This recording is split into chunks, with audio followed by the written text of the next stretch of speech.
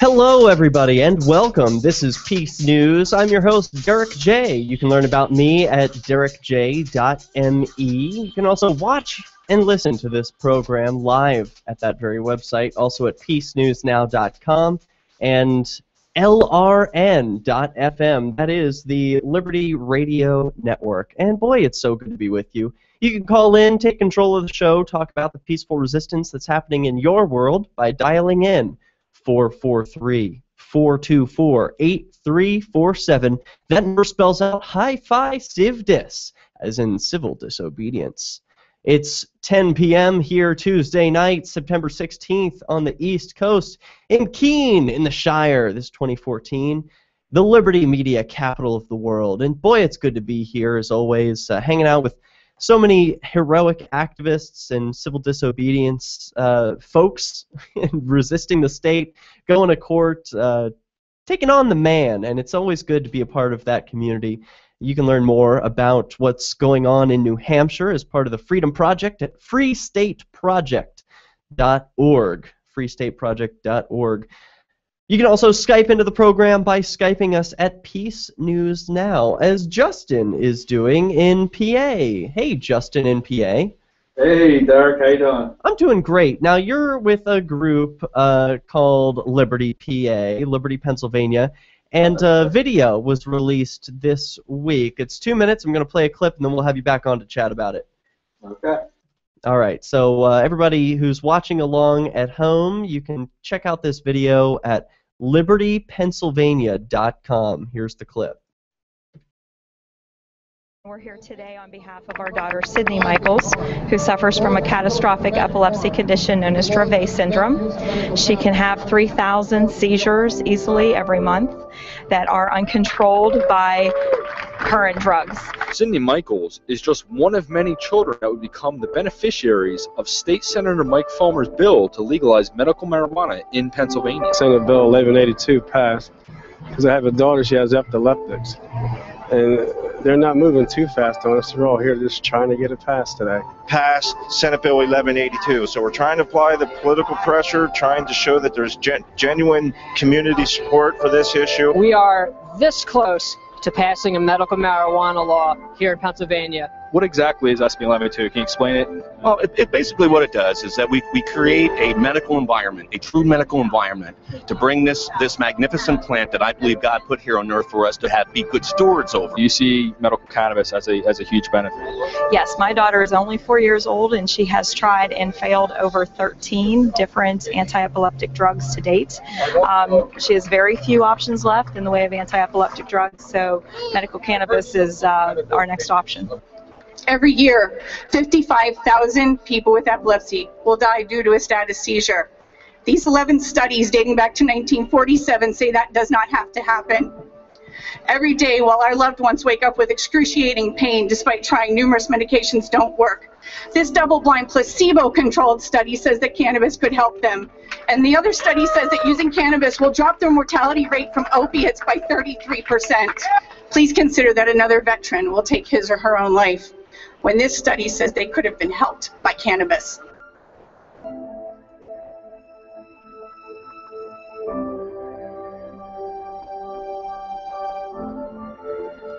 Liberty PA is the YouTube channel. Justin Emmerich is my guest of libertypennsylvania.com. Hey, so Justin, did you make this video? Yes, I did. I made the video. Did it yesterday. I got home and just sat at my desk and edited it till it was right and ready to release it to show the world. And are you a video editor by trade? No, actually, I got into it by just watching YouTube videos, seeing how other people edit videos, and I had a program that was already on my computer, and I just figured out how to use it, and just been doing it ever since. So it's been about a year and a half now to doing it. Wow, that's pretty cool, and it's such a powerful way to spread a message. I mean, video is, I mean, I cried, to be totally honest, when she got to the end and she said, that people are suffering. I forget exactly what her ending sentence was, but it was so touching. It's about soldiers and PTSD. She's like, if this, was available for soldiers coming back with PTSD to be able to use, how many suicides could we have prevented? That's right. Really touching. That's right. So, how did this issue come onto your radar? I'm a libertarian by I guess by just coming across the Ron Paul campaign. I was at first someone who I consider a economically so I was called a socialist, and then that was before I started working. When I wanted to be on the benefit end of not doing anything. Then I became more of when I got a job, I became more of a conservative. I guess what you call neocon, and kind of realized how that was not the right answer either, because I saw how many people were in the prison system just for victimless crimes. I even saw your documentary, Derek J's Victimless Crime Spree. Dude, I loved it. Cool, man. Thanks. But I really just I saw the Ron Paul campaign. I really saw what his message of liberty and truth and honesty, and I really was captured by his principles. So I kind of got onto the tail end of his campaign, but really his message still resonates in myself and in many of the Philadelphia area, liberty movement. So what's the goal of LibertyPennsylvania.com?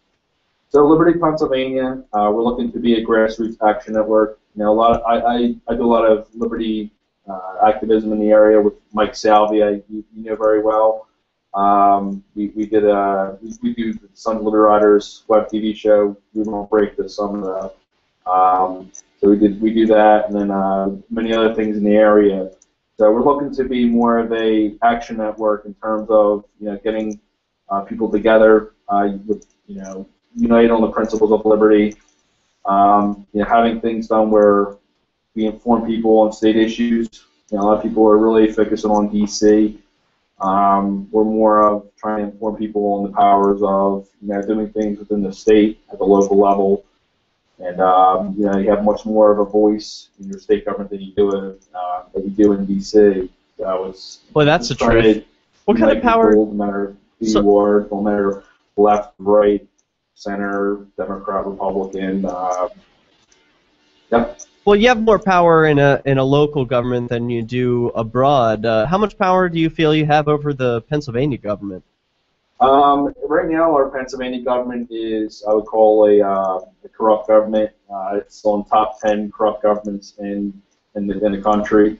So it didn't get this way overnight. It's happened because of I think more of a apathetic population.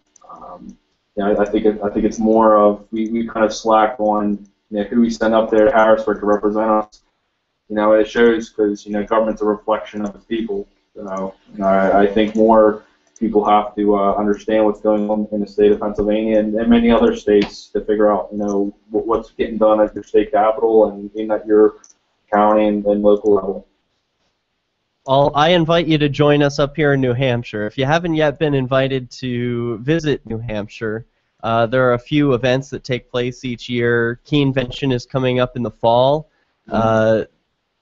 Pork Fest happens in the summer, and in the winter there's going to be the Liberty Forum. All great events to attend where you can meet other people who have moved to New Hampshire for more freedom. I moved from Pennsylvania, and I found it to be more free here.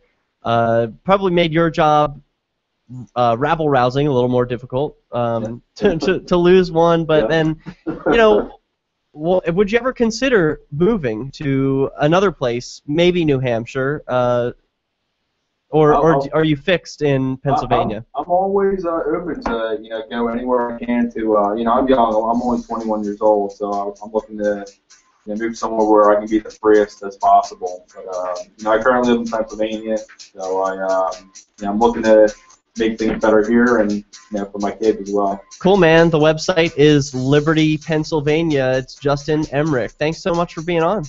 Thank you for having me on, Derek. A pleasure. Chat with you again soon. Peace. All right, This is Peace News Now. Skype in. Share your thoughts. We've got more peaceful resistance news when we return. Free speech is protected on the internet, right? Not always. Government agencies try to limit free speech and commerce on the net. Luckily, when they do, the Institute for Justice is there to defend your First Amendment right to free speech. IJ helped set the first federal precedent for internet free speech in 1999, and ever since has worked to prevent unconstitutional roadblocks in cyberspace. Visit our website today at ij.org. The warning signs. First, he made me feel special. He promised he'd look after me, provide for my future. He broke every promise he made. Millions of Americans afflicted. I was ready to leave, but he told me he'd change. So I gave him another chance. I was such a fool. The consequences. Things only got worse.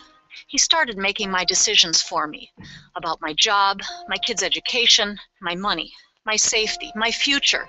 He took away my choices, but I kept going back to the same politicians. The diagnosis? Battered voter syndrome. I fell for the same old lies. They were just playing with my emotions, telling me what I wanted to hear.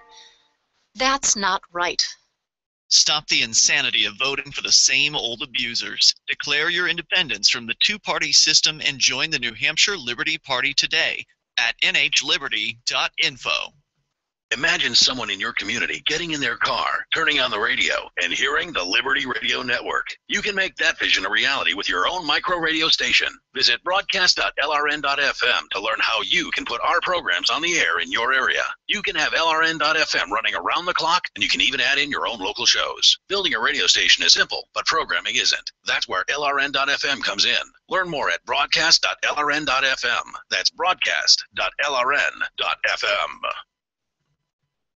On LRN.FM, we talk a lot about alternative currencies. Did you know that now you can buy gold, silver, and other precious metals with Bitcoins? LRN.FM has partnered with Amaji Metals to bring you great prices on beautiful .999 fine silver, as well as gold, platinum, and other metals. Check out their selection and pay with Bitcoins or Federal Reserve notes at metal.lrn.fm. That's metal.lrn.fm. Three most important things you can do for LRN.FM are: 1. Let your friends know you're listening to LRN.FM on your social networking profile. 2. Buy the things you buy online through shop.lrn.fm. 3. Give $5 a month to the AMP program at amp.lrn.fm. It's my firm belief that the AMP program is the best use of your charitable dollar among liberty-oriented groups. Support all your favorite organizations, but make sure you give $5 a month to the AMP program at amp.lrn.fm. Since time began, tyrants have taken aim at personal liberties. Now there's a movie that aims back. The government has no more right to tell us what to put in our bodies than they have to take our guns or tell us what books we can read. 6 drug police were eaten by bears while raiding a marijuana farm. On your knees, you dirty hippies! On your knees! What's the problem, officer? Today, many cops who enforce pot laws do so only because it provides them with cushy jobs, good benefits, and a chance to push people around. I was an undercover narcotics officer. The drug war is nothing but a farce. The Second Amendment says you got to keep you and your gat intact. Guns and Weed, The Road to Freedom.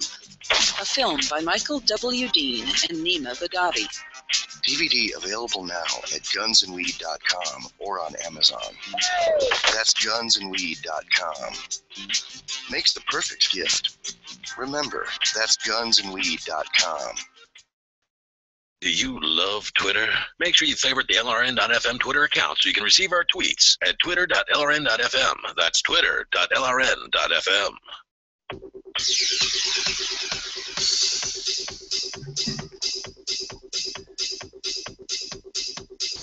Hey, what's up? This is Peace News. I'm Derek J. We're talking about peaceful resistance here. We've got some guests who may be calling in. I want to talk about BitNation and Defooing from Stefan Molyneux. Plus, we've got stories lined up like an Auschwitz guard charged after, 60 years of nothing happening, so now he's being charged for the crime. That's very interesting. A girl writes about pot in her diary, and the school suspends her all year. Comcast tells customers to stop using the Tor browser, plus a video. Let's go right to this. We can't miss this. This is a video of crack-smoking Mayor Tom Ford dancing for the second time in 8 months to reggae music on the floor of Toronto's Capitol building. Here it is. Check out the video. This is from Tom Ford. Ain't nobody's world. Stand up, come on, everybody. Nobody's right. Come on. Please, you know what to do now. You gotta do your thing. Come on. Hey! Dance it. Dance it. Show them how. You got to. You got to. Do your thing, do your thing, do your thing, do your thing. Step it. Step. Look at this guy. He's no.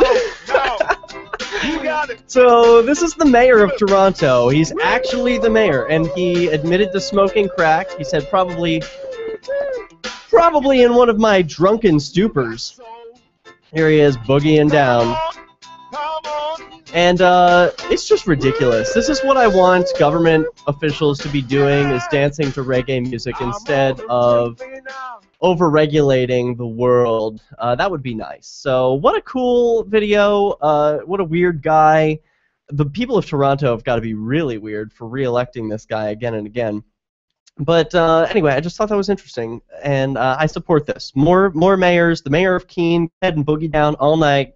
I don't care. It's so much better than you making new laws and restricting people from freedom. We've also got good news. Florida opts out of Common Core.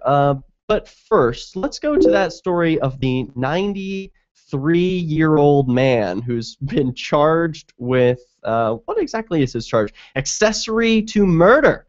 Yes, he is an Auschwitz guard. And here's the story from abcnews.com.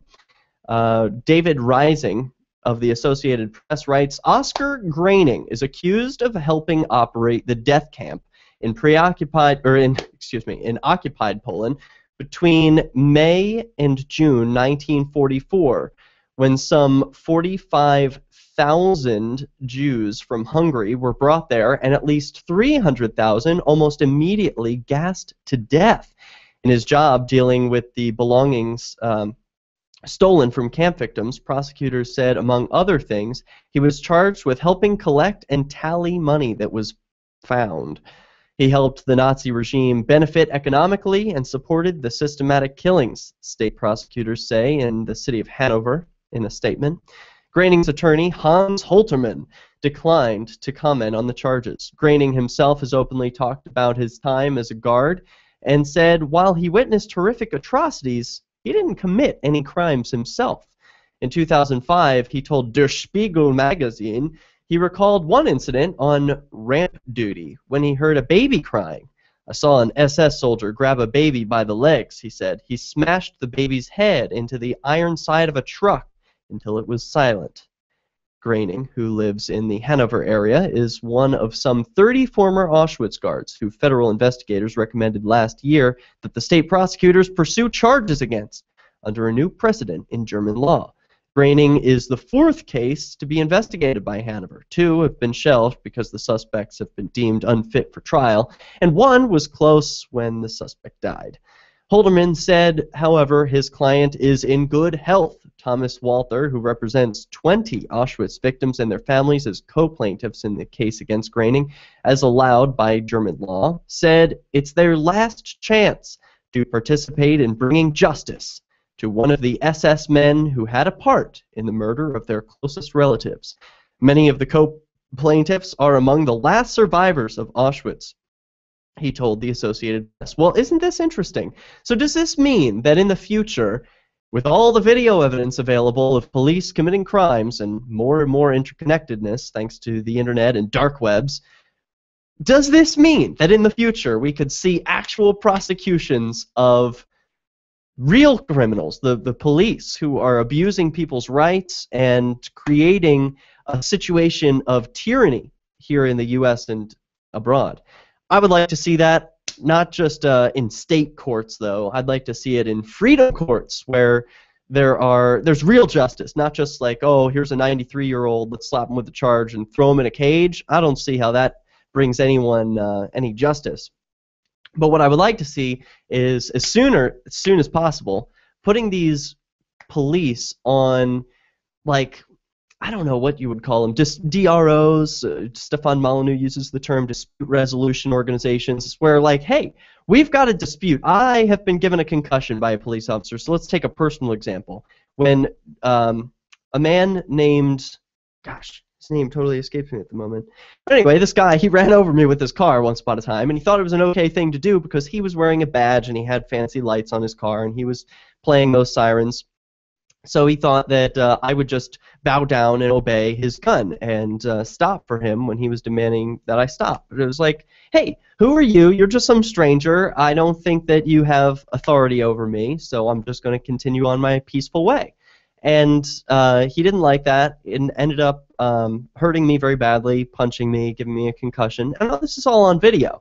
So now, while the statute of limitations may have expired on prosecuting him in state court, I wonder what would be the statute of limitations, or what would be the justice provided by a true freedom justice organization, like one that exists outside of the monopoly state, one that says you have to compete for my judicial services. So there would be, like, probably people, I've envisioned this before, on like a big Skype list, or you go to a website and it's got all these different ratings, same as like eBay or Amazon. They've all got all these different stores and sellers, merchants, and they're all rated based on their past histories. So you would have like all these different arbiters that are rated on their past histories and their past famous cases, and you could probably go watch all their past famous cases. So wouldn't it be great? So, you know, we've got this Nazi, this guy who was an Auschwitz guard, and yeah, he's being charged with a crime. It's good to have justice, better late than never. But I want to see justice today, and what that would mean is the police having a precedent, some consequences for when they commit crimes against people, like giving them a concussion. Or one video I saw that blew my mind this week from Baltimore, where there's a black and a white cop. And you know what NWA says about that. The black cop wants to show off for the white cop. I don't know how true that is, but that's what NWA says. And that's exactly what happened in this Baltimore video, where a man is outside of a liquor store. He just bought a bottle of beer or whatever. And a cop comes right up to him, is chasing him around outside of the store, and then just clocks him clean in the face, no provocation whatsoever. Just totally comes at him with a punch and almost beats him to death. You can watch the video yourself, but I want justice, damn it. And how do we get justice? What does that look like in a free society? We've got more stories of peaceful resistance. Florida, a school disobeying the feds. Why did you move to the Shire? I moved here to the Shire because there's other people around who take liberty just as seriously as I do. I moved to the Shire because I saw videos of people challenging authority and thought that I could get support myself. It called to me, like, do this right now. I wanted to be around people like me who got it, and once I got here, I knew there was nowhere else that I wanted to be. I've always wanted to change the world, so I moved to the Shire to join people who were actually working towards doing the same thing. The people here are awesome, loving, and positive. It was for the adventure and for the feeling of something important is happening here, and I just wanted to come to sort of be part of that. Visit ShireSociety.com to read and sign the Shire Society Declaration and learn the reasons why, if you love liberty, you should immigrate to the Shire. Plus, add yourself to the Shire map at ShireSociety.com. That's ShireSociety.com. When I found the Free State Project, I knew it was the key to achieving liberty in my lifetime. It's awesome to be surrounded by like-minded, freedom-loving activists who've moved here to New Hampshire. From politics to civil disobedience, we have it all. Where I came from, it felt that no matter what I did, liberty was dying. Perhaps you feel the same way? Call 888-377-2515 now to learn more about the Free State Project. That's 888-377-2515 or visit freestateproject.org. Hi, I'm Derek J. To me, an activist's calling is to actively work to advance a cause. The cause for which I work is personal freedom. I believe my life is best when I engage in voluntary interactions and self-government. I reject the idea that anyone else has a higher claim to my life or my body than I do. I see people who call themselves the government as a threat to my personal freedom. I realize you may feel differently, but my relationship with the people who call themselves the government is completely involuntary. If Starbucks used some of its money to drop bombs, I wouldn't shop there. So why would I support the American empire? The empire does not require my consent. Derek J's Victimless Crime Spree. Watch it for free and order the Director's Cut DVD at victimlesscrimespree.com. That's victimlesscrimespree.com. If you can't listen to the Liberty Radio Network's internet streams, free satellite channel, or radio affiliates, no worries. You can listen to LRN.FM from any phone, anywhere. Add this number to your phone, 213-493-0309. It's a long-distance call, so make sure you're familiar with your phone's calling plan. The Liberty Radio Network listen lines are locked into our stream 24 hours a day. Call 213-493-0309. That's 213-493-0309. Keenvention is coming up October 31st through November 2nd. Get your tickets now at keenvention.info. Keenvention is your chance to meet dozens of key liberty activists from across the Shire. You can explore the beautiful little city of Keene, discuss various forms of activism with seasoned veterans, attend social events like the costume party. Keenvention received rave reviews last year. If you missed it, visit keenvention.info for full video coverage of every speaker and panel. This year, James Robin Hood Cleveland, Rich Paul, and Free State Project President Carla Garrick will be keynoting. And we'll have all kinds of panels, including the new Cop Block panel and the new Movers panel, hosted by the outlaw Josie Wales. Join old and new friends and neighbors in Keene for Keenvention this October 31st through November 2nd. Only 100 tickets are available in advance, so lock yours in now for just $60 or with Bitcoin. Reserve your tickets now at keenvention.info. Visit keenvention.info for more, or look for our page and event on Facebook. That's keenvention.info. Listen to LRN.FM on any phone, anytime. 213-493-0309. That's 213-493-0309.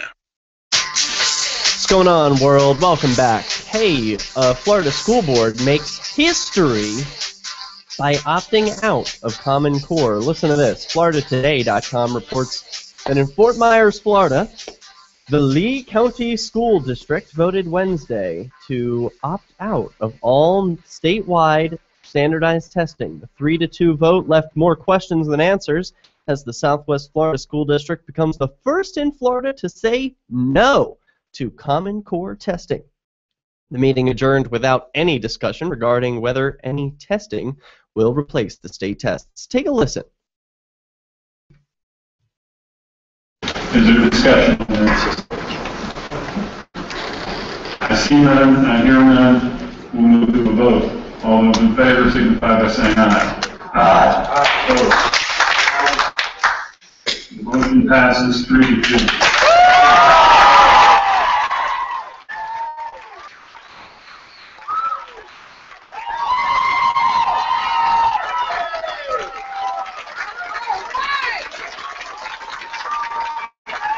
Okay, so you can hear a lot of cheering, a lot of happiness from these teachers and parents who didn't want Common Core, apparently. They're very glad. What else have we got from FloridaToday.com? They say, sometimes it takes an act of civil disobedience to move forward, said the school board member Don Armstrong. We cannot allow the fear to hold us back. Board members Tom Scott and Mary Fisher voted with Armstrong, a decision that was met with cheers and applause from the red-clad supporters who packed the house for the meeting. Fisher was initially reluctant to the idea, but served as the tiebreaker on Wednesday. Quote, no matter what else is going on, teachers go on, and they teach the students, she said. If this is our window of opportunity, I hope we make the best of it. Not everyone is happy about the vote. Superintendent Nancy Graham said she was deeply concerned. Quote, this will hurt children. There's no way around it, she said, as the audience booed. Keith Martin, the board's attorney, said he isn't sure whether there are any immediately clear consequences to the action. He added that it's possible the governor could remove the board members from their position. "Go ahead and remove me from my position," Armstrong said. "I'm a plumber. I deal with worse things every day." The News Press of Fort Myers reports supporters booed dissenting school board members as they begged Armstrong, Scott, and Fisher to table the decision until more concrete plans could be made. More than 33 people spoke during the 3-hour meeting. School board member Pam LaRiviere said the district must now see how the Department of Education reacts. She predicted the decision will serve as an impetus for other districts.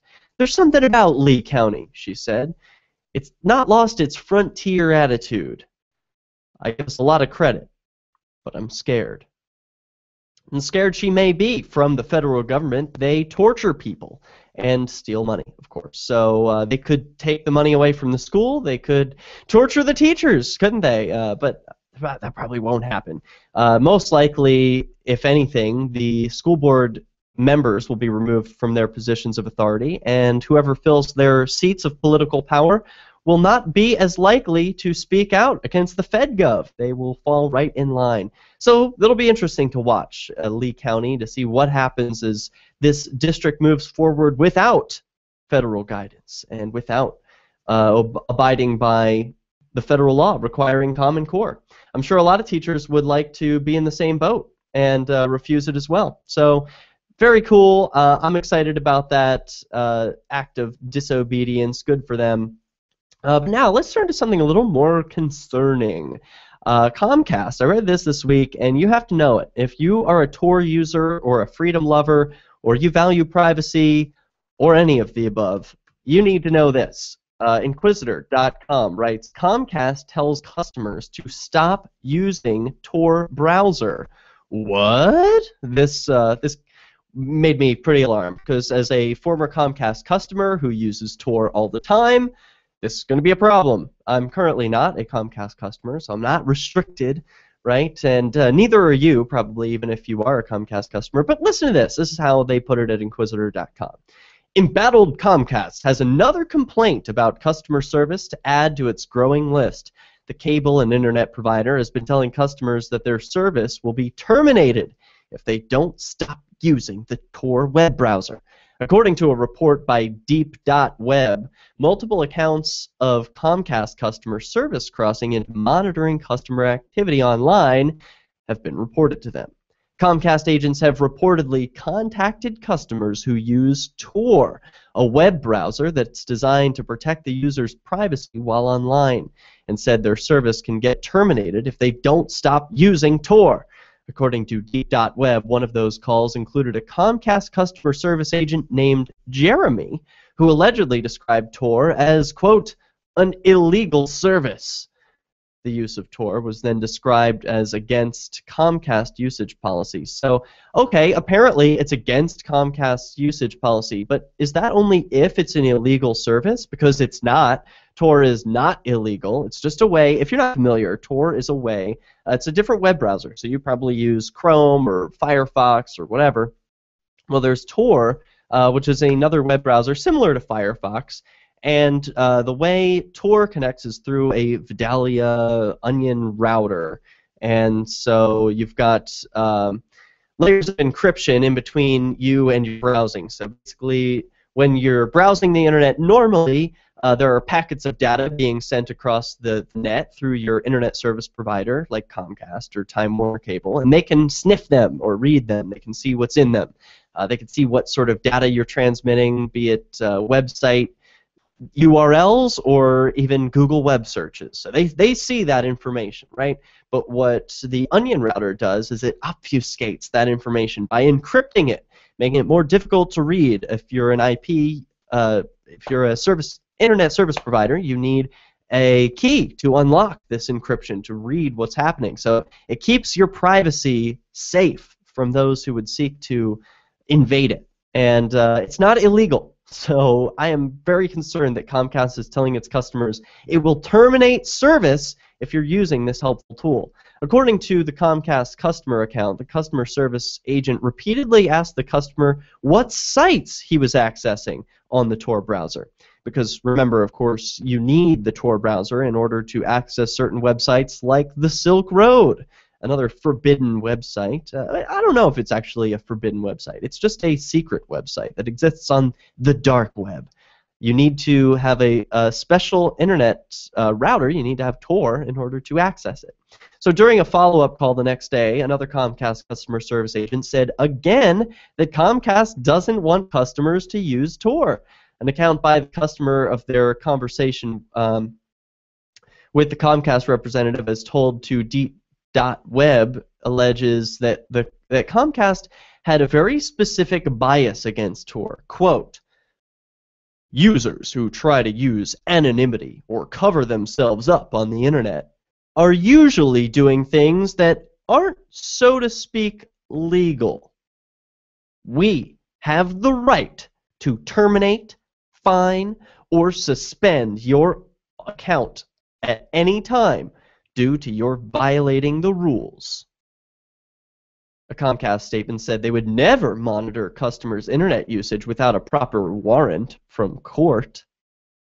They used an opaque process recently, though, when they cooperated with the FBI to provide information on alleged Silk Road operator Silk Ross's operator Silk Road. God. They cooperated with the FBI to provide information on alleged Silk Road operator Ross Ulbricht and his internet usage. He was arrested in San Francisco last October. The approach of Ulbricht's trial, questions over how his Icelandic data center server was located, have raised eyebrows by the defense. The computer was hidden by the anonymous software of Tor. God damn, the passive voice in this article is frustrating. So I'll rewrite this article for you while we take a step away and go to the free market, and I will put everything in present tense, so it is no longer a passive article. We will learn all about Ross Ulbricht, and you can help Ross at freeross.org. Don't forget there's another website where you can help another Silk Road hero, Drew, at drewsdefense.org. This is Peace News. We will return. This Your Family Today tip is brought to you by Lil Drums. Every bit as fun as the full-size Nestle drumstick cone, and definitely cuter. Visit us at drumstick.com. Vacations are all about family time, but you don't have to leave home to have fun. Take 1 weekend a month and devote it to family activities. Pull out the board games and puzzles, serve up some treats, or have a picnic. Even without leaving home, you'll feel like you've really had some time away. For more tips like these, visit us at parenthood.com/yourfamilytoday. Because we are smothering in spam, please do not reply to all when you can instead reply. I was recently among over 100 invited to a corporate reunion. It's always a warm affair, and that's the problem. Enthusiasm for our upcoming get-together caused many recipients to RSVP the organizer with a cheery reply to all. I can't wait. Then others piled on with a reply to all to that. Then the "I'm out of my office now" autoresponders joined in. So I replied to all, asking that we all reply only to the organizer. Hey, at least I tried. One invitee, apparently retired, shot back, "Point taken, but I really like seeing the responses since they're so positive." Smiley face. This better be an open bar. From survivalspeech.com, I'm Holland Cook. DVD, books, music, instruments, periodicals, computers, software, electronics, photo, cell phone, office products, home and garden, bed and bath, furniture, kitchen, pet supplies, automotive, hardware, apparel, shoes, jewelry, grocery, healthcare, sports and outdoors, toys, games, used, and more. It's a department store at your fingertips. Shop.lrn.fm. Get all your shopping done, get a great deal, and a portion of your purchase goes to benefit the Liberty Radio Network when you shop at Amazon via shop.lrn.fm. Are you a political activist who does things that the government might not like? Then this free ebook may save your life. Rats is your guide to protecting yourself against snitches, informers, informants, agents provocateur, narcs, finks, and similar vermin. Rats was written by OG libertarian Claire Wolfe. Rats is a short book, easy to read, and available free in many formats. Download Rats free at rats-nosnitch.com. That's rats-nosnitch.com.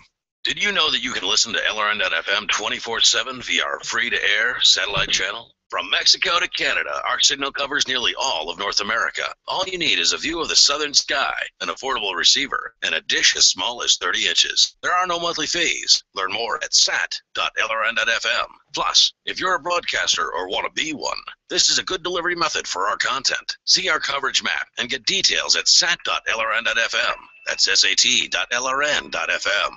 Off the air live. Anything that's fun we're not allowed to do. It's going to get to the point where we're not even going to be able to take a shit because it feels too nice. They're going to be like, oh, you enjoyed going to the bathroom way too much. We're going to have to regulate how often you do that. We're going to have a time and a place where away from the children because we don't want our children to know that this exists. Poop is gross and they shouldn't find out about poop until they're 18. Would it still be indecent if we were to genetically modify the human body so that nipples had eyelids? Would it be okay for you as a woman to remove the top half of your clothes and go out in public? Because is it just the nipple? Is it just that one part? And if it was covered up by more skin that was the same color as the boob, would it be okay? And then I was thinking this, if you really wanted to genetically modify the body, what you could do is that make sure the nipple only opens up for only people that are above the age of 18, even though when they were babies they sucked on these things. Off the air live, every Thursday and Saturday night at 10, LRN.FM.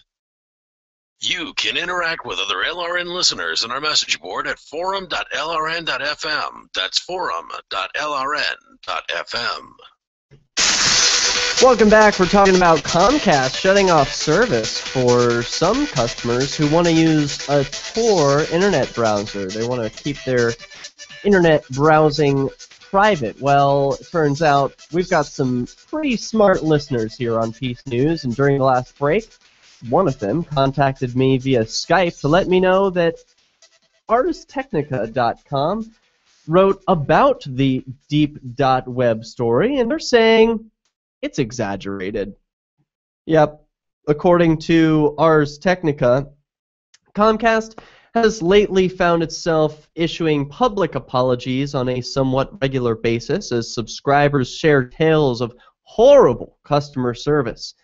But the latest accusation leveled against Comcast, that it is threatening to disconnect customers who use the anonymity-providing Tor browser, hasn't been backed by convincing evidence that it's happening, and Comcast dismisses the rumor as, quote, wildly inaccurate. Well, that's good. At least they are addressing it, saying, no, this isn't true, it hasn't happened. The only thing that would convince me is evidence, as this article points out. Yeah, you need some video, you need some audio, you need some recording of the objective record of what happened in the world around you. If you think that Comcast is, doing something irresponsible or criminal, record it. What the hell is wrong with you? If you don't record it, as they say on the internet, pics or it didn't happen. So there is a screenshot on this original article from Inquisitor, but it's about Tor browser. It's not of the complaints. So, all right, there we go. Fake story rebutted. Thanks, vigilant listeners. Let's turn to a story from Reason.com, a much more reputable website, and they are blogging about a young girl who writes about pot in her diary. The school reads it and suspends her all year. Let this be a lesson to those of you still sending your beloved children, your precious little ones, to government schools. Ew. If you can't afford an alternative, I get it. A lot of people feel stuck. They feel like they have no other option. And for you, my heart goes out to you. That must be a nightmare. To have to send your most prized possession, your living flesh and blood, into the grips of government bureaucrats. Yikes, that's horrible. But for the rest of you, here is a cautionary tale. Administrators at a Dallas County, Missouri school read a teenage girl's diary, discovered a reference to marijuana within its pages, and suspended the girl for the rest of 2014. The punishment was imposed last May, but the girl's father just went public with the situation. According to the Springfield News Leader, Tom Grayhorse said his daughter Crystal had never been in trouble before, but she was called into the office and suspended May 9th. Originally, she was ousted for 10 days, but it was quickly extended through the end of 2014 calendar year. Upon unable to finish her junior year, her grades plummeted, and she lost out on credits needed for graduation.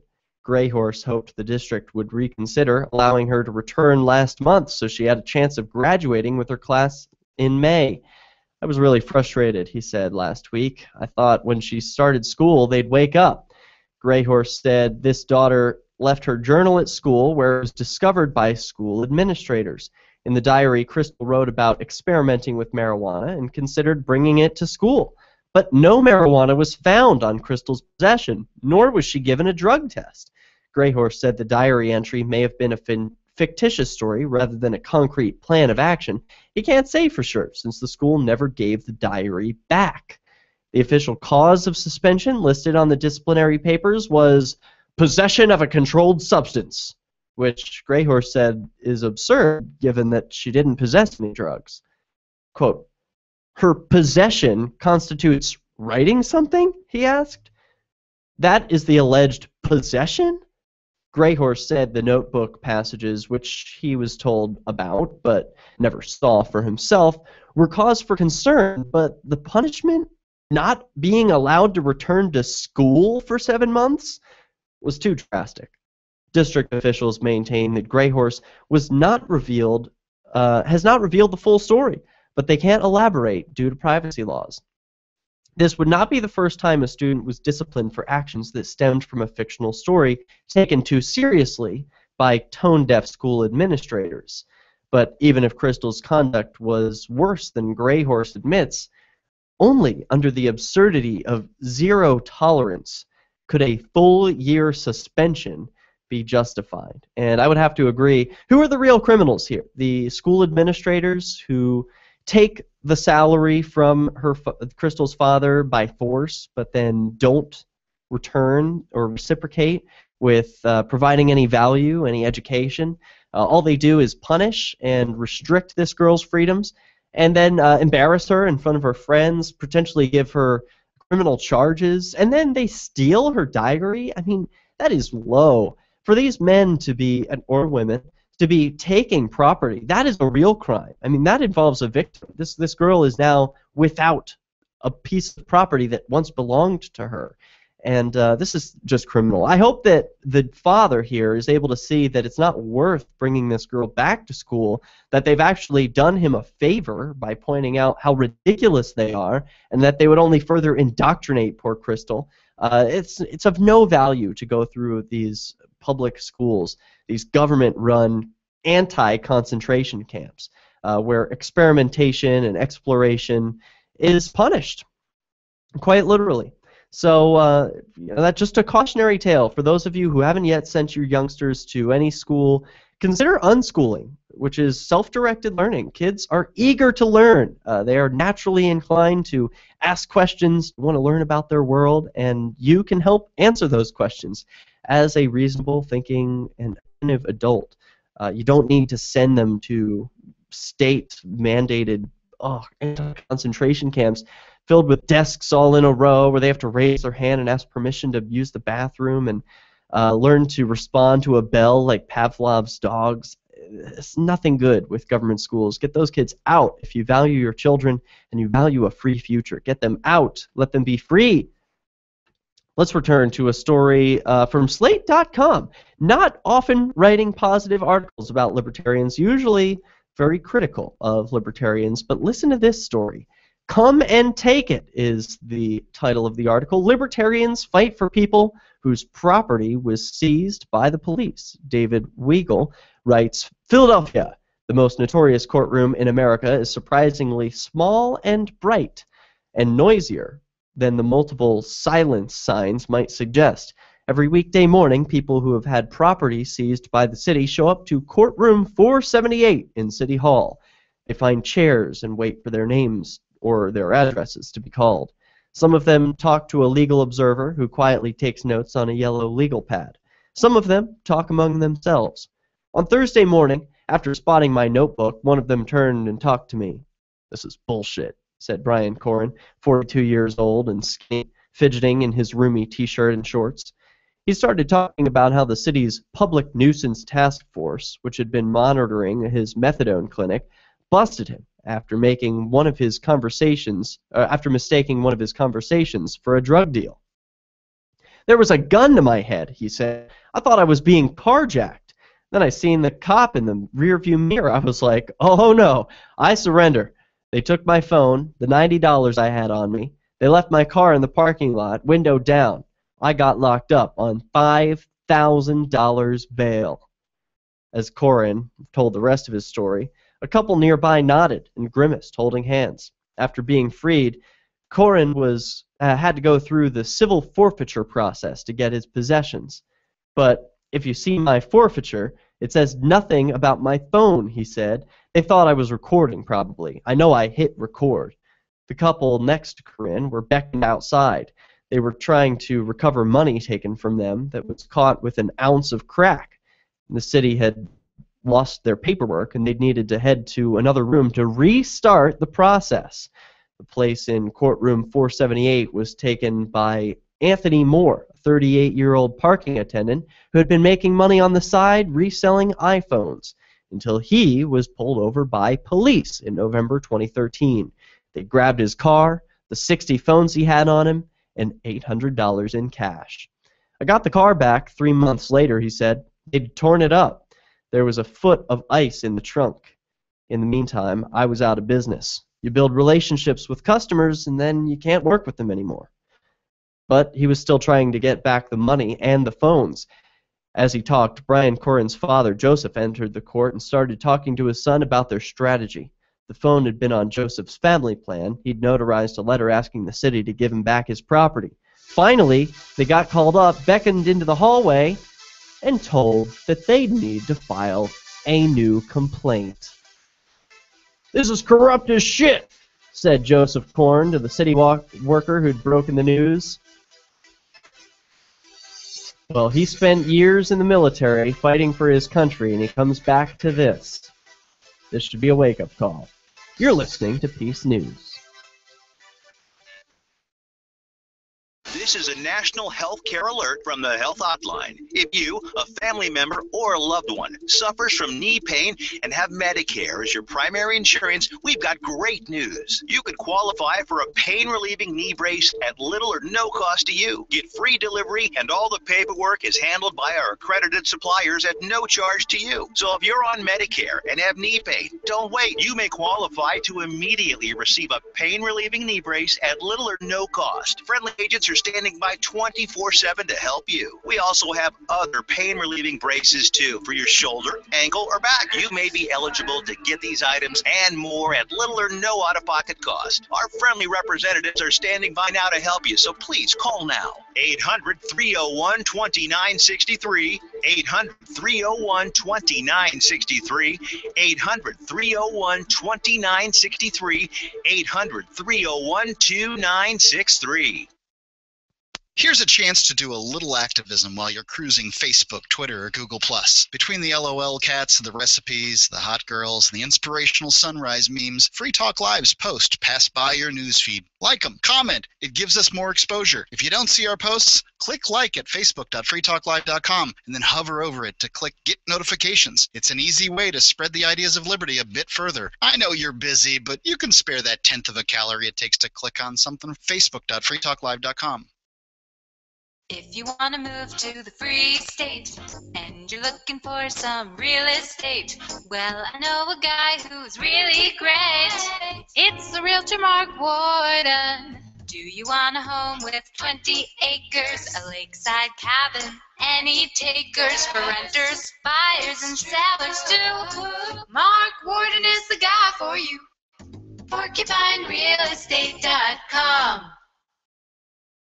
More Peace News Now is coming up next, live after the news, here on the Liberty Radio Network, LRN.FM. From Keene in the Shire, the Liberty Media capital of the world, this is Daryl W. Perry, host of FPP Radio News for Tuesday, September 16th, 2014. Silver is trading at $18.71 per ounce. Gold is valued at $1,237 per ounce. And according to BitcoinAverage.com, the average price of Bitcoin is $473. Antiwar.com reports the Ukrainian government has offered a package of concessions to Eastern rebels aimed at ending the ongoing civil war in the nation, declaring a 3-year special status for Eastern Oblast of Donetsk and Luhansk. The special status would grant the region increased autonomy, amnesty for the rebels, the right to use Russian as an official language, and the right to form local police forces independent of the national government. The 3-year window, according to President Poroshenko, is meant to cover the period it will take before changes to the constitution usher in profound decentralization of the entire nation, granting similar levels of autonomy to everyone. Over the weekend, Poroshenko confirmed the rebels released 73 Ukrainian troops as part of the ceasefire deal, though there are questions about whether the ceasefire would last. You can support FPP Radio by joining the Fans program. Fans are friends, allies, and numerary supporters. Fans help FPP afford to produce more original content. You can join the Fans program for as little as $3 per month or any amount of Bitcoin per month, thanks to the recurring payment options provided by Coinbase. To learn more or to join the Fans program, visit fans.fppradio.com. That's fans.fppradio.com. Reuters reports crews battled nearly a dozen major wildfires across California on Monday that have forced hundreds of people to flee, destroyed dozens of homes and structures, and charred thousands of acres of forest land left bone dry by the state's record drought. The most destructive of the 11 blazes, the Courtney Fire, quickly blackened 320 acres east of Yosemite after it erupted on Sunday, burning several homes to the ground, according to the California Department of Forestry and Fire Protection.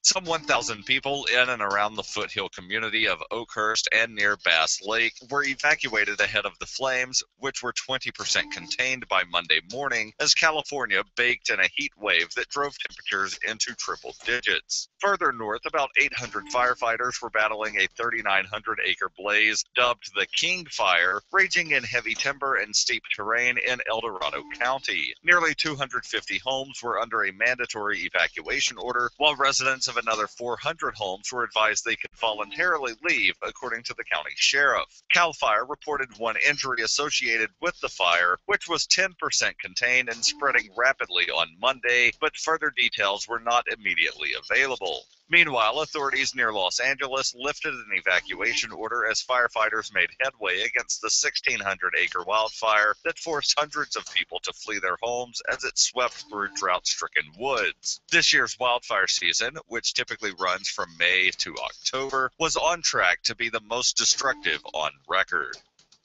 FPP Radio News is brought to you by Roberts & Roberts Brokerage. For over 35 years, Roberts & Roberts has been a trusted source for buying and selling your investment-grade precious metals. They now take Bitcoin for purchasing precious metals so you can turn your profits into a long-term investment. Call Roberts & Roberts today for knowledgeable advice on investing.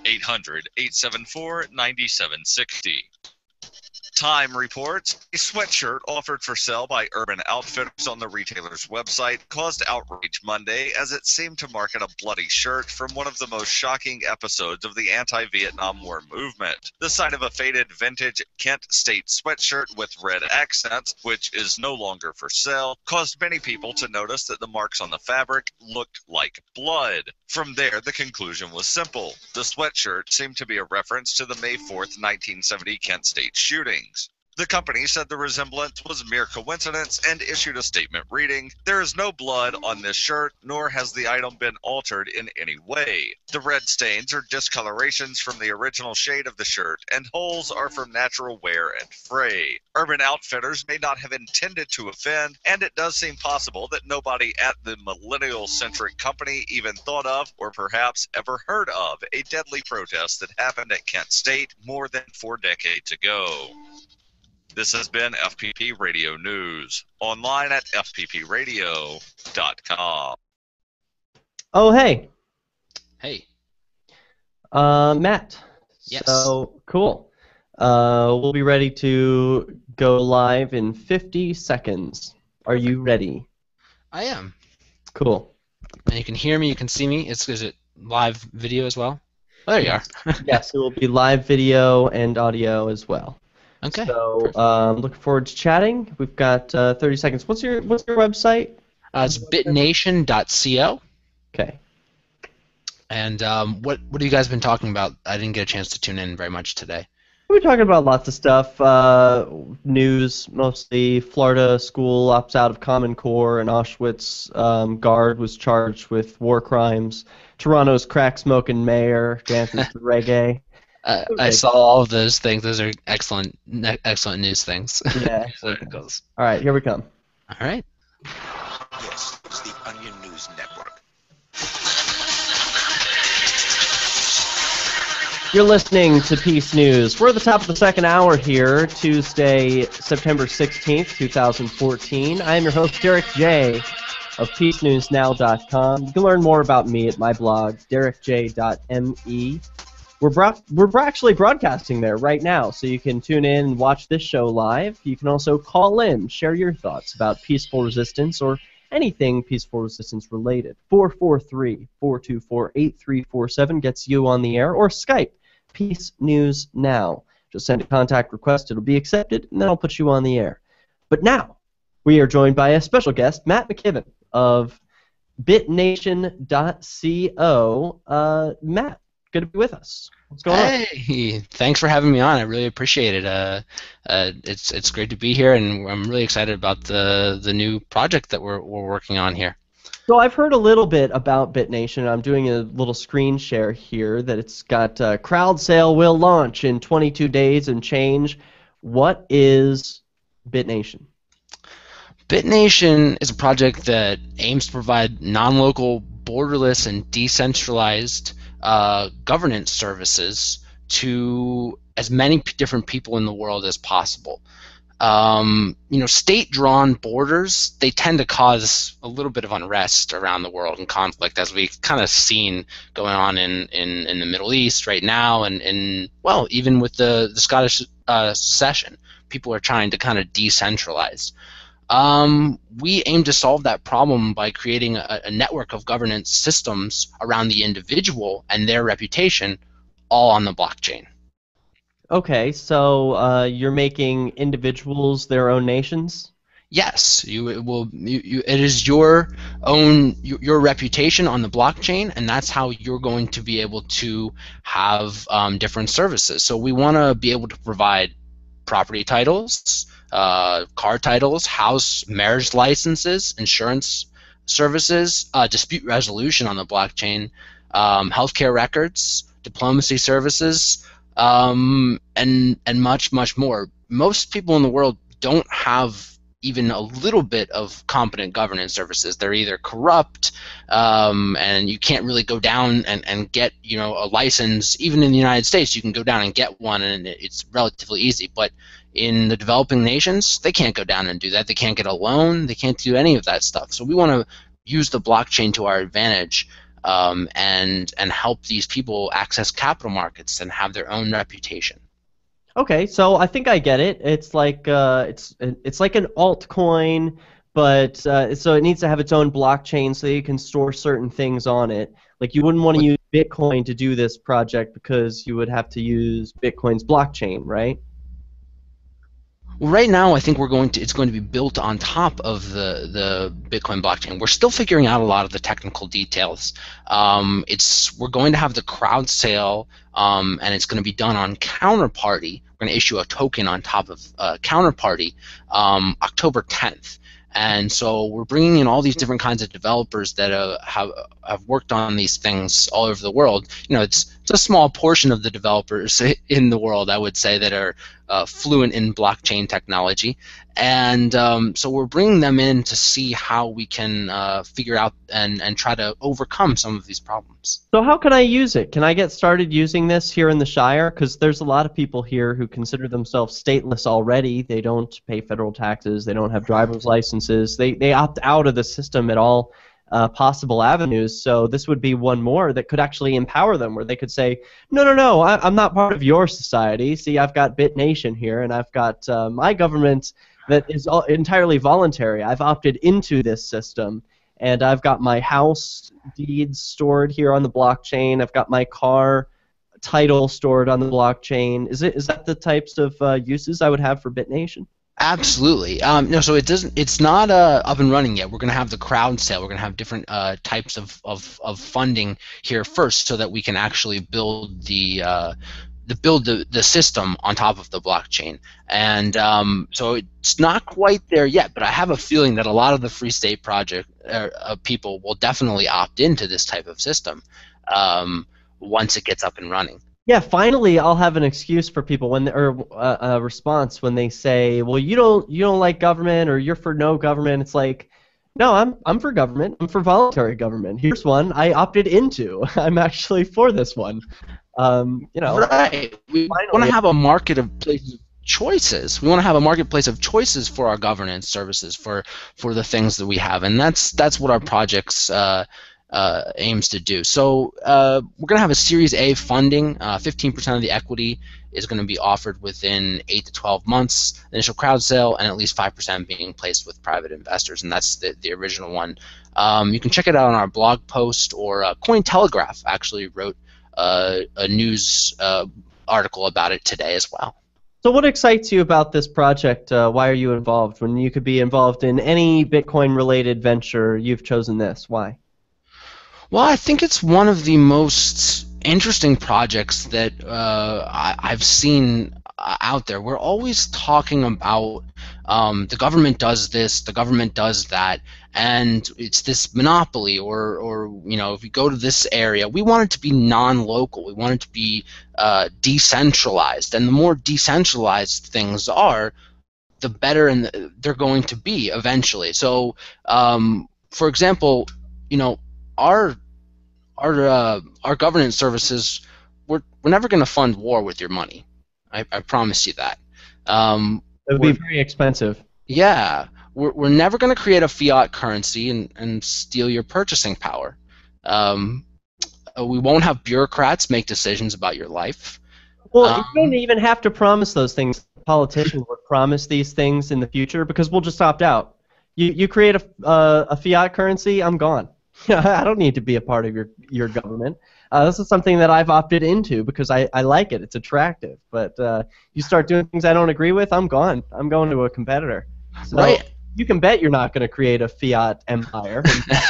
That's right. And anyone will be able, it's going to be an open source project, so anyone will be able to fork the code and create their own BitNations if they choose to. But they won't want to, because you guys are going to be so great. It's going to be a natural. That's right. Well, maybe, hopefully, we can. If we create the best one in the entire world, that'd be great. But it is actually kind of cool, because so I'm thinking, like, there are sociopaths, right? And they would not want to be part of a legitimate government. They would be afraid of something like this. So what would happen to sociopaths in a society that's governed by BitNations?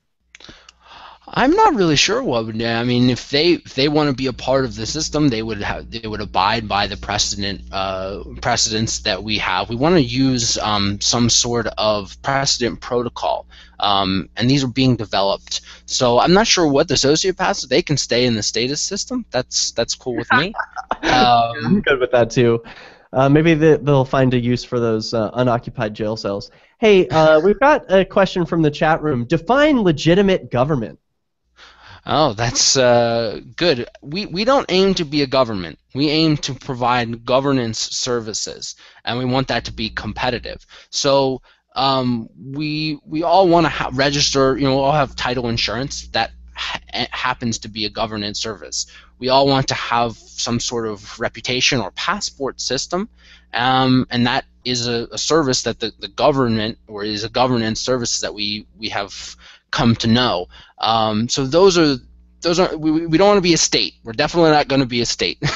We're going to be competitive governance services. We're going to outcompete the state and kind of make them, death by irrelevance, if you will.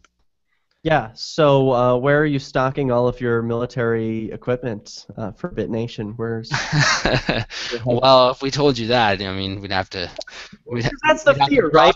We'd have to drop you as a customer. I'm sorry. Well, a lot of people are afraid of these voluntary competing governments because they say, well, they're just going to take over and become this big gang. So, do you have weapons? Oh no! I mean, I own a weapon, but no. We don't have any weapons services. We want to definitely contract for defense and defense services, especially for people that travel the world. We want to be able to contract with local private contractors to protect you and your property. Those are some of the hurdles that we will have to overcome as we get this system up and running. Cool, man. Website is bitnation.co. We're speaking with Matt McKibbin. Thanks so much for your time, Matt. Peace. Oh, thank you for having me on. Cheers. This is Peace News. Are you tired of governments around the world killing innocent people? Word. Stop using their...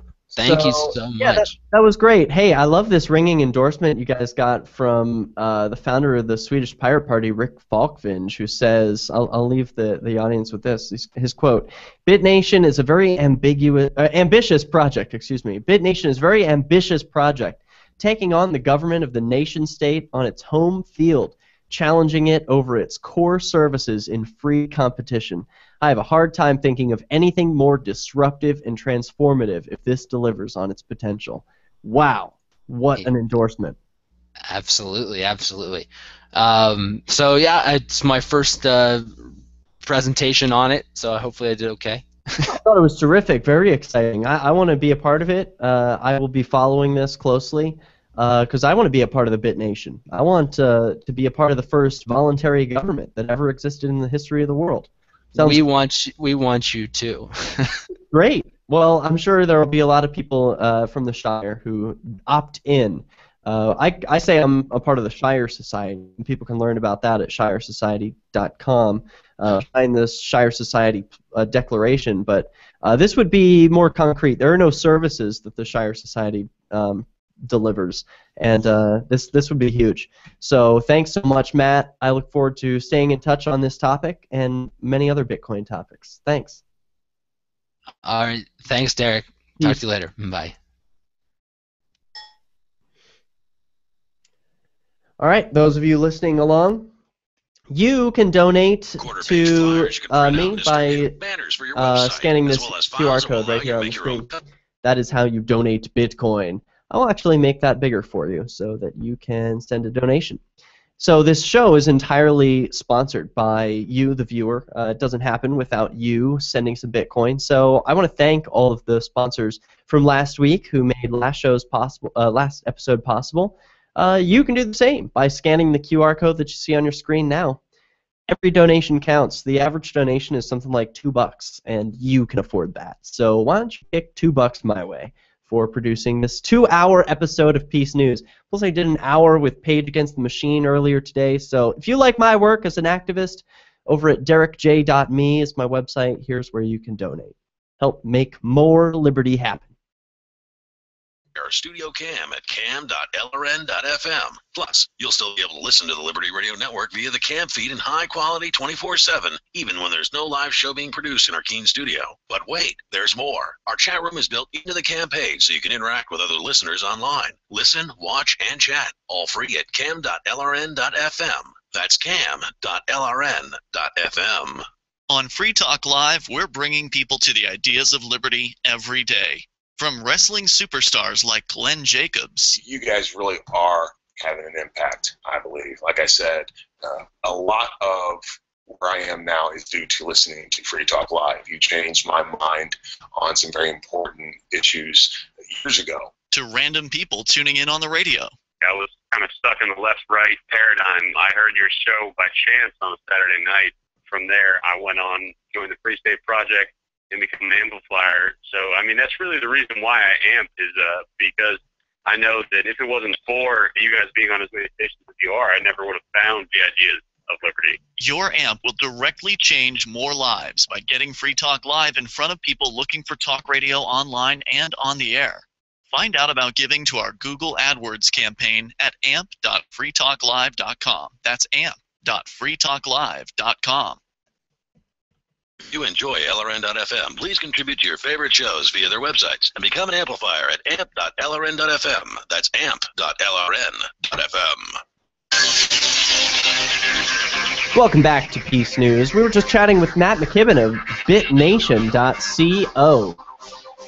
Pretty cool website, and one of the people endorsing the project is Rick Falkvinge. He's the founder of the Swedish Pirate Party. He says, quote, BitNation is a very ambitious project, taking on the government of the nation-state on its home field, challenging it over its core services in free competition. I have a hard time thinking of anything more disruptive and transformative if this delivers on its potential. What an exciting endorsement by Rick Falkvinge, a disruptive individual himself, the founder of the Swedish Pirate Party, which has gone on to win elections in Sweden and even grow to capture some parts of the United States. Very interesting. I will be a part of BitNation, and I look forward to that. We've got some questions from the chat that I hope to address with Matt in the future. Asking if the BitNation system would survive any one person leaving. Like, how decentralized is it? BitInstant was able to be taken out with the removal of Charlie Shrem, just one individual. So what would happen if Matt were to suddenly disappear? God us forbid. Let's continue, because Matt's not here with us, so maybe he'll be able to answer that question next week. There's a lot going on in the news about Scottish independence. There was a referendum, and the Queen warned the Scottish citizens to consider their actions carefully. She gave a veiled warning to the Scottish citizens that they wouldn't have her help, wouldn't have the help of the Queen. But actually, I don't really know. I can't make heads or tails of this independence thing because they're not really becoming independent. It seems like they're still going to be on the British welfare scheme. They've still got dependence on the crown. So what does independence for Scotland really mean? Well, Sean Connery says, simply put, there is no more creative an act than creating a new nation. But the 2014 referendum is an opportunity too good to miss. He says, having been on this journey to independence for more than 50 years, it seems to me that the arguments have been kicked about like a bladder on a beach. What? That's a weird way to put it. This from newstatesman.com. But as the 18th of September approaches, one by one, the scare stories are burst. A new sense of opportunity and hope for the future is now in sight. Scotland has an opportunity to make a step for change. More than anything else, culture defines a country. It provides international visibility and stimulates global interest more than a nation's politics, business, or even economy can. So, with our colorful history, strong identity, deep-rooted traditions, a commitment to artistic innovation, and diverse and beautiful landscapes, Scotland is truly blessed. All of these attributes mean Scotland is one of the most familiar countries on earth. And as a Scot who has lived much of his life in Scotland, I'm always amazed by people's knowledge and affection for the nation. I have no doubt that this is due to our convened Scottish Parliament. It seems to me that the devolution has encouraged a new expression of cultural values, fostering a new pride in our national heritage and providing a support framework for everything from the Gaelic language to cutting-edge architecture. Attending the opening of the Parliament in my home city was one of the proudest days of my life. What a ringing endorsement from the famous Sean Connery, actor, and he's not a statesman. I don't think he ever ran for anything. But he says, I believe Scotland can and will go further. A yes vote in September will capture the attention of the world. That inevitably means there will be a renewed focus on our culture as well as our politics, presenting us with an unparalleled opportunity to promote our heritage and creative excellence. The powers of independence will allow Scotland to develop and enrich its culture as well as marketing it more effectively. We can build on the success of events such as Homecoming, winter festivals like Edinburgh's phenomenally successful Hogmanay, and this year's sporting spectacles such as the Commonwealth Games or the Ryder Cup, as well as other diverse festivals around Scotland. Culture and diversity are a force for public good, and with the enhanced resources offered by independence, Scotland will compete with the best. No one will be surprised to learn that I am particularly excited by the possibilities of a yes vote and what it offers for the Scottish film industry, with new inward investment encouraged in the international promotion of Scotland as an iconic location. Bigger and more confident film and broadcast sectors will mean an inflow of resources and new jobs and training. Having researched the numbers, it's clear that there are huge economic benefits to be gained as well as cultural ones. Scotland's creative industries generated $2.8 billion for the country's economy in 2011. The historic environment brought in over $2 billion, supporting 60,000 jobs. These are impressive numbers. With independence, they could be more impressive still. I fully respect the choice Scotland is facing on September 18th is a matter for the people whose choice to work and live there that is not only right and proper. But as Scot, and someone with a lifelong love for both Scotland and the arts, I believe the opportunity of independence is too good to miss. Simply put, there is no more creative an act than creating a new nation. Wow, and the top comment here really brings the point home. He says, Sean is really hitting the nail on the head. Independence isn't about economic details.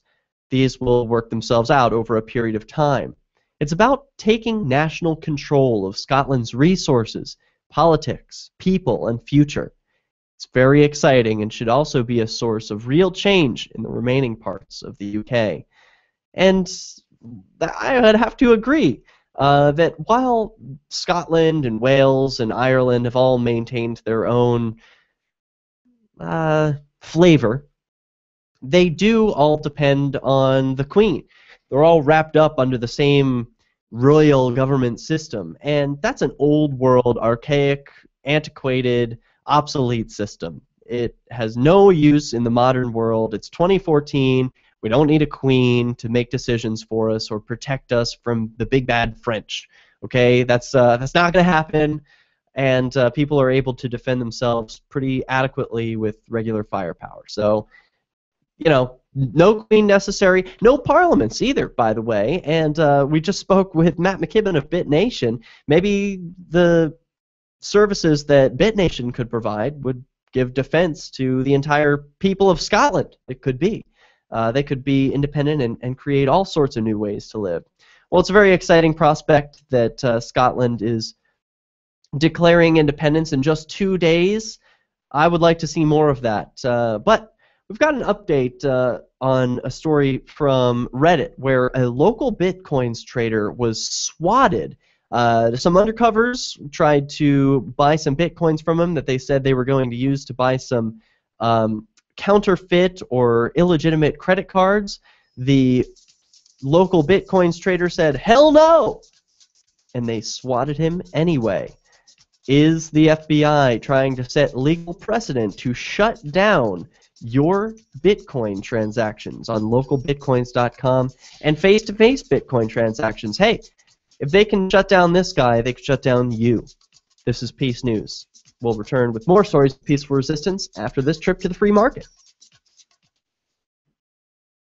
Keenvention is coming up October 31st through November 2nd. Get your tickets now at keenvention.info. Keenvention is your chance to meet dozens of key liberty activists from across the Shire. You can explore the beautiful little city of Keene, discuss various forms of activism with seasoned veterans, attend social events like the costume party. Keenvention received rave reviews last year. If you missed it, visit keenvention.info for full video coverage of every speaker and panel. This year, James Robin Hood Cleveland, Rich Paul, and Free State Project President Carla Garrick will be keynoting. And we'll have all kinds of panels, including the new Cop Block panel and the New Movers panel hosted by the outlaw Josie Wales. Join old and new friends and neighbors in Keene for Keenvention this October 31st through November 2nd. Only 100 tickets are available in advance, so lock yours in now for just $60 or with Bitcoin. Reserve your tickets now at keenvention.info. Visit keenvention.info for more, or look for our page and event on Facebook. That's keenvention.info. Shiny badges on your jacket. Shiny badges. This is Davi Barker from ShinyBadges.com, and I just want to personally apologize for airing a jingle week after week, month after month, that turned out to be such an infectious brainworm. So to make it up to you, I'm offering a free gift. The next time you make a purchase at ShinyBadges.com, write worms in the transaction comments, and I'll send you something weird. Andrew Michael Jones is a liberty-loving activist and participant in the Free State Project. He's also been accused of being one of the administrators of the infamous Silk Road Anonymous Black Marketplace. Andrew is facing a federal trial for multiple crimes with no victim. Whether or not he's the Silk Road administrator named Inigo, he has not been accused of harming anyone. In fact, the Silk Road is actually an amazing advancement that has reduced the overall harm of the black market to both customers and drug sellers. Whether or not he did it, Andrew, like alleged Silk Road founder Ross Ulbricht, deserves the support of people who love liberty. Visit drewsdefense.org to learn more and contribute to his defense. You can donate via PayPal or in Bitcoin, as I did. That's drewsdefense.org. Drew's family does not have much, and his parents have put up their home and both retirement incomes to secure a $1 million bond on Andrew. He's currently on 24/7 house arrest and is prohibited from touching any device that could connect to the internet. Please contribute to his defense fund via drewsdefense.org. The three most important things you can do for LRN.FM are: 1. Let your friends know you're listening to LRN.FM on your social networking profile. 2. Buy the things you buy online through shop.lrn.fm. 3. Give $5 a month to the AMP program at amp.lrn.fm. You likely buy all kinds of things online. Amazon is the largest online retailer. You can get what you need at the same great prices, and LRN gets a cut. Please do your online shopping at shop.lrn.fm. In order to more accurately portray the risks of smoking, the FDA has approved putting a picture of Trish on the cover of all cigarette packs. Clinical trials suggest that images of diseased organs, corpses, and deformed infants all prove less effective than a single photograph of Trish smiling. Smokers can expect to see the graphic campaign as early as next month, paired with a simple line of text that reads, "Cigarettes cause Trish." In Science News, a new study finds that every style of parenting inevitably produces disturbed and miserable adults. Despite a great variance in parenting styles across populations, from overprotective to permissive, the end product is always the same: a profoundly flawed and joyless human being. One bright note of the study: adults can find temporary happiness when they're able to perpetuate the cycle of human misery by having children. In other news, the Pulitzer Board adds a giant pumpkin category, and a local man's utter failure in life is a bit of a sore spot. For more news, visit theonion.com/newsbeat. This is the Onion News Network. You can put the Liberty Radio Network on the air in your area. Visit broadcast.lrn.fm to learn how. Broadcast.lrn.fm.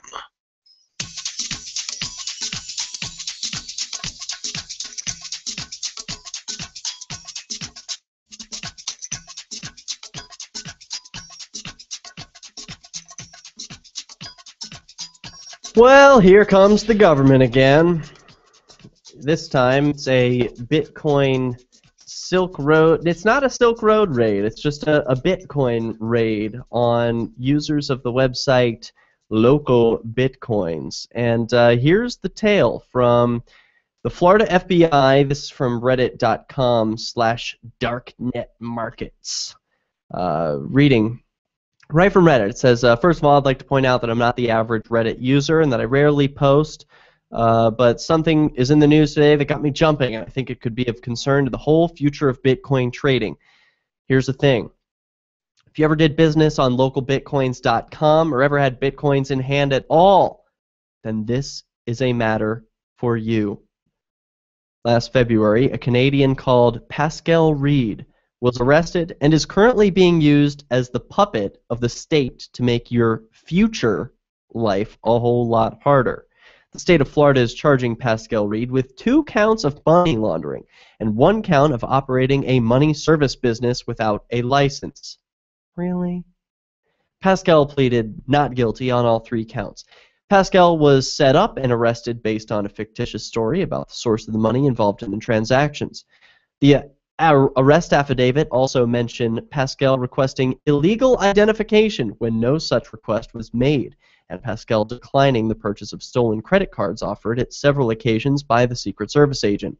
Long story short, the guy was an average Bitcoin trader, and when an undercover agent went ahead saying he wanted to buy stolen credit cards, Pascal refused.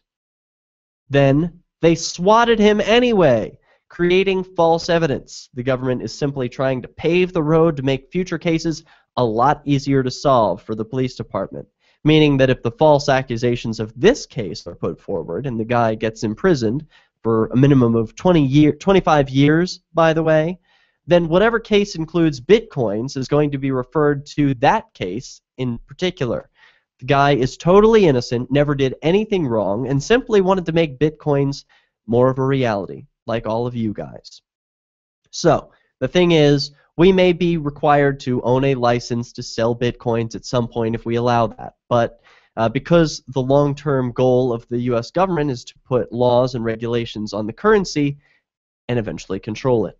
Pascal geared himself with a super legal team, but however, it costs around $25,000 per month. Ouch. His mom put up a small website in order to raise funds, supportpascal.org. That's supportpascal.org. So why should you care? Well, the state of Florida is using Pascal as an example and to set precedent and to establish a new set of regulations in regards to the new digital currency. They've set up a fictitious story and contacted Pascal directly from the website localbitcoins.com in order to trade bitcoins. With these charges, even a first offender who's never been arrested before could face a maximum prison sentence of 15 years on one of the money laundering charges, an additional 5 years on the second money laundering charge, and 5 years on the unlicensed money transmitter charge, for a total of 25 years if the judge was to give a consecutive maximum sentence. For this reason, Pascal needs the best legal defense available. The website accepts donations via Bitcoins and PayPal alike.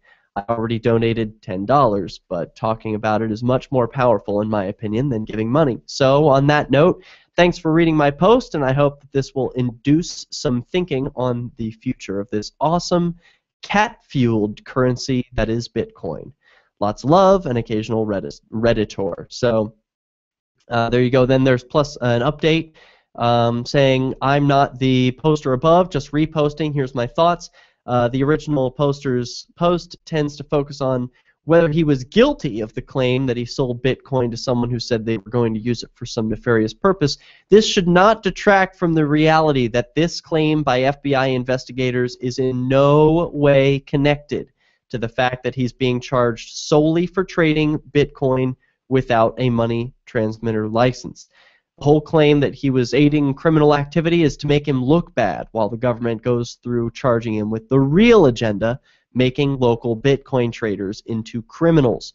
Supporting this case is defending against the government banking cartel's ultimate mission, which is regulating Bitcoin out of existence.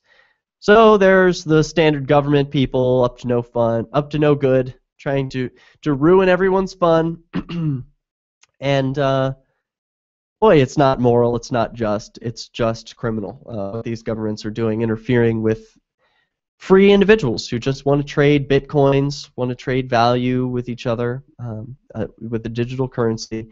It's something that competes with their Federal Reserve notes, the things that they use to pay themselves and wage wars. Well, that's under threat now because people can opt out of those old world currencies and opt into a more trusting system, one that isn't used to wage wars, one that's used to do business with free individuals. So that's exciting. I'm sorry that this guy got swatted. That's really scary. It means a SWAT team basically came to his house and raided him. The FBI is watching people who trade in Bitcoin, so that's something to be aware of.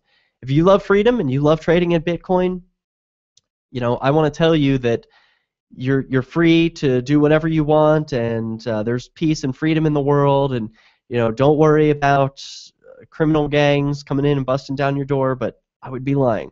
You do have to worry about those things, unfortunately. We don't live in a free society, at least not yet. There are people who are working towards that, and you should join us.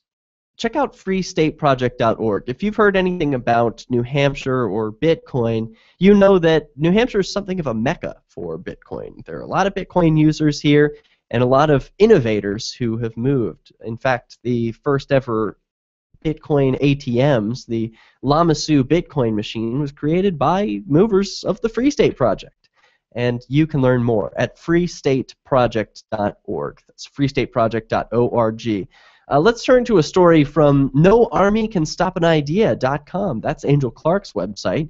She's writing about a county that is selling an injured mom's home over one missed tax payment. And they're going to keep an extra $80,000 for profit. Yikes. Now, I'm broadcasting from a place which has not paid its tax bill for many months. The alleged requirement that Ian, the property owner, send a certain amount of money over to the local bureaucrats here in Keene. I don't believe that has happened. I believe instead he cut a check for about half of the money requested. That money was designated for the purpose of being put towards education. And he didn't want to pay for state education. He wanted to pay for the other services that government provides, like, I guess, the roads and fixing up the roads and stuff like that. But for education, no, he does not support indoctrination, and neither do I. So I am glad that he didn't send the money to Keene. Instead, he sent it to a local school. So, hey, there you go. He's supporting education. And he's not cheapskate skipping out on a bill. He is paying for what he wants. He just doesn't want the government stuff. So if you're a person who doesn't pay their taxes, maybe you should move to New Hampshire, get support from friends who are doing the same. But this injured mom, she didn't move to New Hampshire, and after one missed tax payment, the city came and took her home. A Michigan mother said that she is devastated because Kalamazoo County is foreclosing on her home after brain bruises from a car accident caused her to miss a single tax payment 2 years ago. Deborah Calley told WITI that she paid cash for her dream home in 2010. She had thought she would make raising 2 children easier when she was recovering from the traumatic car accident. But that dream was shattered when she was notified that the county was foreclosing on her home over missing a property tax payment. When I said the taxes in 2012 were paid in Richland, no one said, oh, well, you still owe money from 2011. So I didn't really have a clue. I thought I was right on time. Well, it turns out she wasn't, and she got a knock at the door. A knock at the door she probably won't forget soon. You're listening to Peace News. We've only got one segment left. If you've got stories you'd like to share, you can Skype in, send a contact request to Peace News Now, or dial 443-424-8347. This is Peace News. Ross Ulbricht was arrested by the FBI in 2013 and charged with victimless crimes in relation to allegedly operating the Bitcoin-based Silk Road black market. He has been in a prison cell awaiting trial ever since. If he did it, he's a hero for making the black market a safer place. If he did not, he's a man wrongfully accused. Either way, if you love freedom and want to end the war on drugs, Ross and his family need your support. You can learn more and help fund his defense at freeross.org. That's freeross.org. What if the key to achieving liberty in your lifetime was to move together with others who think like you? Liberty activists are joining the Free State Project, which is over 70% of the way to its goal of 20,000 participants. And they're already making the move to New Hampshire. The successes are piling up and are proving the Free State Project is a real movement and no longer just a great idea. When you're planning your move, consider Keene. Keene is famous for its civil disobedience and non-cooperation, and there's plenty of political opportunity as well. From demonstrations and vigils to outreach and volunteering, there's a lot going on in Keene. Keene is the liberty media capital of the world, with television, talk radio, and more, all originating here. Though it's more than just activism, with regular social events each week. See what's happening at freekeene.com and get connected with video, audio, free books, a forum, and activist tools you can download and use in your area at freekeene.com. That's freekeene.com. Did you know you can get news updates about what's happening with the Liberty Radio Network delivered in the way you prefer? You can sign up for our email updates at updates.lrn.fm. Plus, you can stay in the loop by joining our Facebook profile at facebook.lrn.fm or follow us at Twitter at twitter.lrn.fm. It's all free, so sign up now at updates.lrn.fm for news updates delivered to your email box, facebook.lrn.fm to follow our Facebook page, and twitter.lrn.fm to receive our tweets. Ladies, with a U.S. divorce rate near 30% in this job market, looks matter.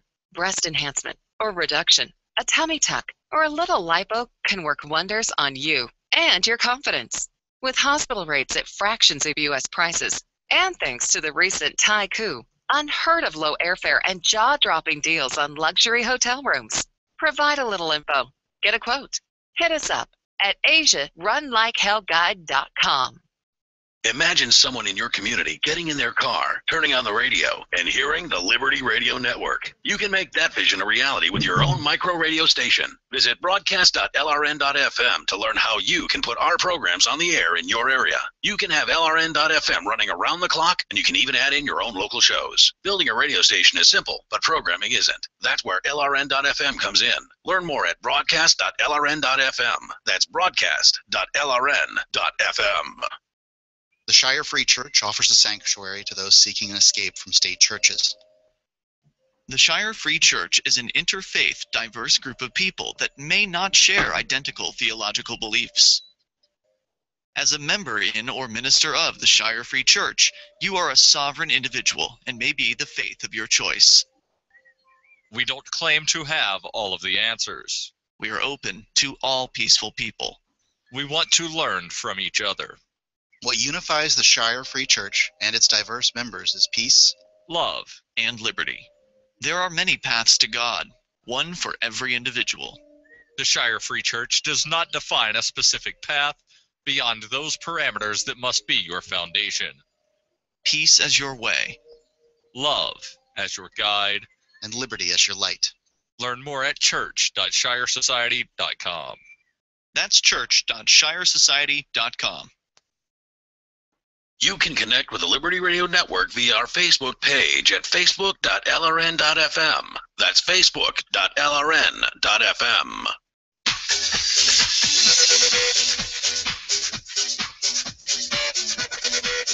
All right, so a county in Michigan is crushing a injured woman's dreams as she was late on one payment. She didn't even realize. She thought she was on time, but Callie's realtor, Becky Dorlag, explained that it was not unusual for people who owned their home to forget to pay property taxes because they were usually included in the mortgage payment, which Callie didn't have. Callie also speculated that her brain injury may have played a role in the missed payment, but they're not going to have any sympathy for that in government. Court documents obtained by WITI showed that notices went out about the missed payment, but Callie said that she didn't get a single one of them. WITI discovered that all but one of those notices were addressed to banks instead of the homeowner. I've never been affiliated with any of those banks, ever, Callie noted, pointing out that she paid $164,000 cash for her home and that she did not have a mortgage. She also said that she had proof that the letter that the county was addressed to her also went to a bank. I know for a fact that it went to the bank because this company called Title Check, because I have a receipt from the person at Title Check who signed it at their address in Kalamazoo. Callie was offered to pay her back taxes, but the county has said it's now too late. Oh, no, she's offered to pay her back taxes, but the county says it's too late. And to make matters worse, the county will also keep all the profits from auctioning her home. The highest bid so far has been $80,000. She'll pay it today or they'll let her. The government, what's it say? She'll pay it today if they'll let her. The government will take her home. The only thing that she's had, she owns free and clear. That is her future and her retirement and her kids' future. She will lose it to the government unless the judge has mercy. Wow. Quite an amazing story. So this is out of Kalamazoo, Michigan. I feel bad. There's not much you can do for this woman. It's in the hands of a judge who is a lawyer in a robe That's the person who has total control over this situation. I wish it were different. I wish I could say, oh, you could just petition this person or you could just call up that number. No, it's a bigger problem than just one woman, one tax issue. This is a bigger problem of who owns you, who owns your property. Do you rent your life from the government, or do you have a natural, innate human right to live and exist and own property? I believe you do. You do have a right to justly acquire property, as this woman did. She paid cash for her home. She doesn't rent it from the Kalamazoo government. But, of course, they disagree, and they are going to use guns to get her to leave her home, and they're going to sell her home, her property, then keep the proceeds. That is what criminal gangs do. They take your property, sell it, do whatever they want with it, and say, screw you, screw your future, we don't care about you or your kids. And yet people have the nerve to say that government exists because people want them to, because people consent. Governments exist by the consent of the governed. No, they don't. This woman doesn't consent to her house being stolen. That's ridiculous. Another story that's ridiculous, but I love to see resistors, right? So there's always going to be these government people cracking down on your freedom, trying to take your stuff, because they're parasites. That's what parasites do. But then there are creative folks like business owners who tend to have a creative mind for peaceful resistance sometimes. Here's a story from roadtrippers.com where this Indiana brew house just gave a giant middle finger to the state of Indiana. Here's a story from Austin Coop. He says, since even long before the days of Prohibition, the G-men have been trying to create new laws to keep good, hard-working folks like you and us from having a good time at the local brew house. Case in point, the fine folks of the wonderfully ultra-conservative Indiana government who have made all sorts of fun rules regarding the sale and distribution of alcohol, like no sales on Sundays and no cold beer sold at gas stations. One of their laws even demands local pubs to offer food at their establishments, and the Bank Street Brewhouse's menu complies with this law in the most hilarious way possible. And then they've got a link to a screen cap of the menu. Take a look. I'll read it off for the audio listeners. But they offer at the Bank Street Brewhouse's Indiana Statutory Compliance Restaurant menu. They've got statutory overview. They've got a link to the law above their menu, which is weird. You don't typically see that on a menu. And here's what's on the list. Our famous hot dog sandwich, microwaved to perfection, including both weenie and bun. Sans condiments, $10 for a hot dog. What about this? Chef's Campbell's Soup of the Day, served in a bowl. Your choice of whatever can is on top of the stack. $10. Oh, how about coffee? Would you like some instant coffee? It's caffeinated only, available black or black. $5. Or you can get some powdered milk with or without water. Also, only $5. Wow. They've also got some craft soft drinks for different flavors, all market pricing. So check it out. Don't you want to go to this pub and get some of their fine foods? Well, they explain that it all started when a G-man actually cited the bartender after asking for a menu. The bartender knew the kitchen had just closed and just replied, "Sorry, our kitchen is closed." This innocent little utterance struck the Bank Street Brewhouse barkeep with a citation, and out of this insane enforcing of an archaic law, their new menu was born. So there you go. They've created a new menu, and as you can see, it's compliant with the ridiculous state law and serves up the best in local Indiana cuisine, like a hot dog with no condiments for $10, a bowl of crappy canned soup for $10, a delicious and filling serving of powdered milk. Although it should be noted that Bank Street Brewhouse does let you access good food through food trucks and other specially catered events, but apparently that wasn't good enough to be in compliance with the state. So now their menu reads, yes, there is food at Bank Street Brewhouse, and here is the menu. Updated August 10th, 2014. Quote, as of May 2014, Bank Street Brewhouse is a brewery tap room dedicated to providing creative edible options to our patrons. ranging from carry-in to delivery every day, to periodic pop-up dinners, special catering, and mobile food truck appearances as the latter become more available. Menus for our local eateries are kept at the bar. Please note, outside alcoholic beverages cannot be brought into the Bank Street Brewery House. And then it's got a list of different eateries that you can use. So today's Road Trippers salutes Bank Street Brew House for sarcastically offering the state of Indiana the best damn food menu ever. We've just a hop and a skip away in Cincinnati, and maybe we'll visit sometime to try your wonderful foods.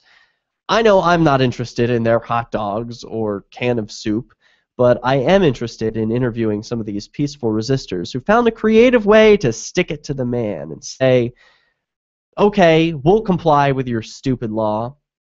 And here is the law, by the way, and it's listed right on their menu, so you can see that they're not just making this shit up.